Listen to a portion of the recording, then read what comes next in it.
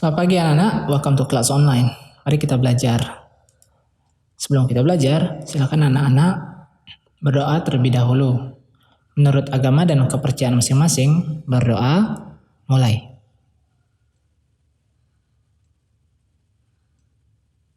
Berdoa selesai. Hari ini kita akan pelajari tema 1, subtema 3 di pembelajaran 4 dengan mata pelajaran PPKN dan Bahasa Indonesia. Setelah anak-anak membaca halaman 140 sampai dengan 143, Bapak akan coba review apa yang sudah anak-anak baca tadi. Dari pelajaran PPKN, kita sudah mempelajari tentang Pancasila, bagaimana nilai-nilai dari masing-masing sila, kelima sila dalam Pancasila. Ya. Kemudian di video kali ini kita akan mengembangkan perilaku sesuai dengan nilai-nilai Pancasila dalam pergaulan sehari-hari. Pergaulan sehari-hari adalah sangat erat kaitannya dengan anak-anak. Jadi kita seyogianya dapat menerapkan nilai-nilai dari kelima Pancasila dalam pergaulan kita sehari-hari. Oke. Yang pertama adalah perilaku dalam pergaulan yang sesuai Pancasila. Ada 4 poin yang Bapak catat di sini. Yang pertama adalah menghargai pendapat teman. Dalam pergaulan, anak-anak tidak boleh memaksakan pendapat sendiri. Agar kita selalu rukun dengan teman, kita harus menghargai setiap pendapat dari teman. Yang kedua, tidak menyakiti hati teman. Ya, jangan kita nanti memunculkan yang namanya permusuhan antar teman. Ya, jadi kita harus menjaga hati setiap teman, tidak boleh menyakiti hati teman, mengejek ataupun yang lain-lainnya yang dapat menyakiti hati teman kita. Yang ketiga, selalu tolong-menolong terhadap teman yang mengalami musibah. Ini sangat penting karena kita di Indonesia erat kaitannya dengan gotong royong, saling tolong menolong. Jika ada teman yang mengalami kesulitan, baik itu sakit dan lain-lain, kita harus menolongnya, ya, peduli terhadapnya. Yang keempat, bekerja sama dengan teman untuk kerja bakti. Ya, untuk meringankan setiap pekerjaan, lebih baik kita kerjakan dengan bersama. Setiap orang harus melakukan pekerjaannya. Jangan sampai ada yang kerja, kemudian ada yang tidak. Nah, itu tidak baik. Ya, kita harus semangat semuanya bekerja agar pekerjaan jadi ringan. Nah, itu contoh-contoh pergaulan yang erat dengan anak-anak, ya. Kemudian bagaimana kita berperilaku yang sesuai Pancasila di masyarakat. Ini juga ada 4 poin.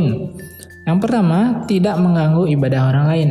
Nah, kita di masyarakat itu kan bermacam-macam agamanya, ya, tidak hanya Hindu, tidak hanya Islam, tidak hanya Kristen dan lain-lain. Kita itu berbaur jadi satu, jadi kita tidak boleh mengganggu ibadah orang lain. Yang kedua, musyawarah dengan masyarakat untuk membangun lingkungan sekitar. Penting sekali kita mengadakan yang namanya musyawarah. Musyawarah itu contohnya rapat. Kalau di Bali itu sangkep, ya, merembug. Jadi kita tukar pikiran agar nanti kita menemukan satu keputusan yang baik untuk semua. Jadi ide itu tidak dari satu orang, tapi harus dimusyawarahkan. Ya, apalagi untuk membangun lingkungan sekitar kita tidak tinggal sendiri, semua orang harus memberikan pendapatnya. Yang ketiga, melakukan kerja bakti dan gotong royong. Ya, di masyarakat jika ada kegiatan bersih-bersih, seyogianya kita harus ikut, ya, untuk meringankan pekerjaan dari semuanya di masyarakat, ya.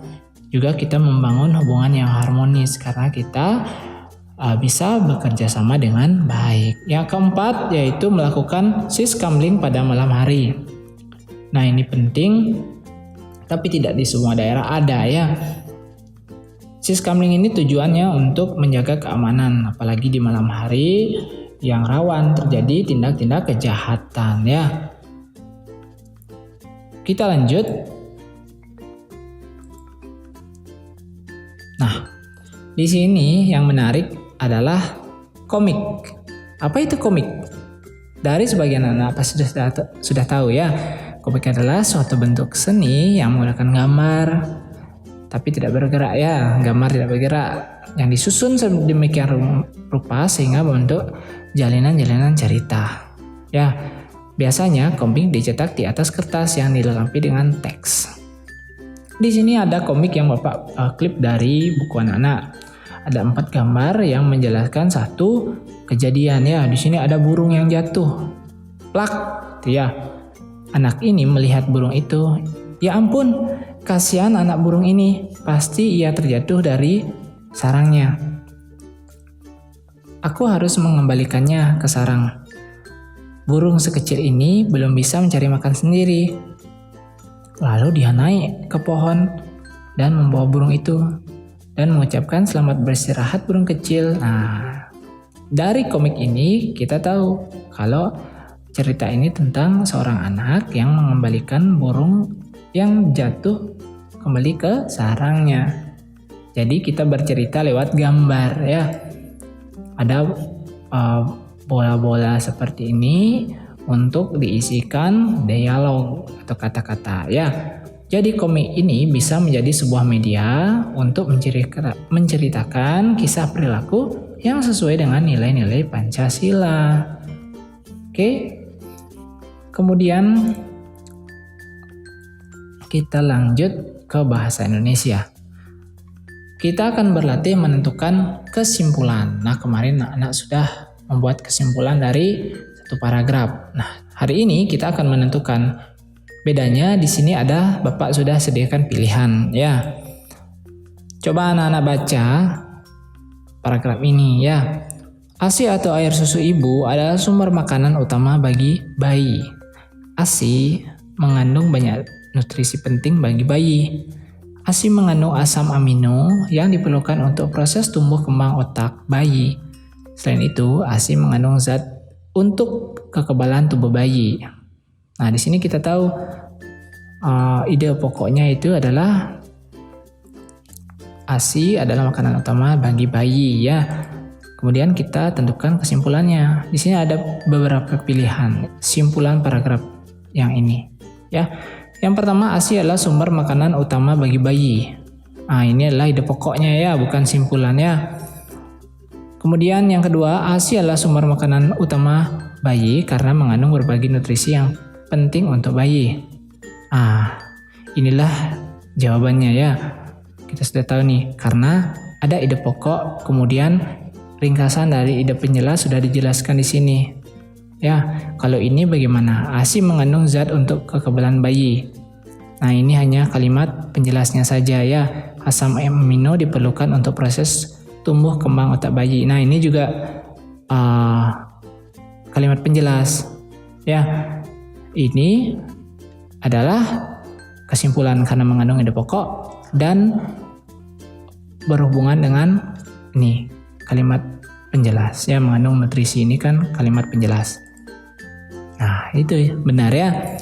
Kemudian yang kedua, meski terlihat mungil dan berukuran kecil, tetapi menanam bonsai cukup sulit. Teknik menanam bonsai sama sekali tidak bisa disepelekan, sebab seorang penanam bonsai harus menguasai berbagai teknik perawatan. Nah, ini Bapak tahu nih memang susah sekali menanam bonsai ya. Kalimat utamanya, meski terlihat mungil dan berukuran kecil, tetapi menanam bonsai cukup sulit ya. Meski kecil, menanam bonsai cukup sulit. Nah, itu kalimat utamanya. Kemudian kita akan gabungkan dengan kalimat penjelasnya ya. Mari kita lihat pilihannya. Teknik menanam bonsai sama sekali tidak bisa disepelekan. Nah, ini kalimat penjelas ya. Bonsai bentuk mungil dan berukuran kecil. Wah, ini ide utamanya nih. Cara menguasai teknik perawatan bonsai cukup sulit. Kalimat penjelas juga ya. Menanam bonsai cukup sulit karena harus menguasai berbagai teknik perawatan. Nah, ini adalah kesimpulannya. Ya, betul sekali. Nah, jadi seperti itu cara menentukan kesimpulan. Gabungkan ide pokok dengan kalimat penjelas dan rangkum dia menjadi kalimat yang pendek. Oke, gampang sekali. Mari kita berlatih. Nah, coba anak-anak, ini tugasnya satu aja ya. Buatlah sebuah komik ya dengan 4 kolom gambar seperti penjelas yang tadi. kamu tentukan karakter dengan kreasimu sendiri, tidak harus sama seperti ini ya, boleh yang lainnya ya. Buatlah cerita yang menggambarkan salah satu bentuk perilaku dari nilai-nilai Pancasila. Kali ini kan sila kedua, kemanusiaan yang adil dan beradab ya. Kamu boleh mau sila yang pertama dibuat ceritanya, yang kedua, yang ketiga ya bebas dari salah satu kelima nilai dari salah satu 5 Pancasila. Ya, buatlah dalam gambar seperti ini. Buatlah di buku gambar ya, warnai dengan menarik, cukup 4 kolom saja. Oke, terima kasih sudah menonton video ini. Kita ketemu lagi di video berikutnya. See you in the next video.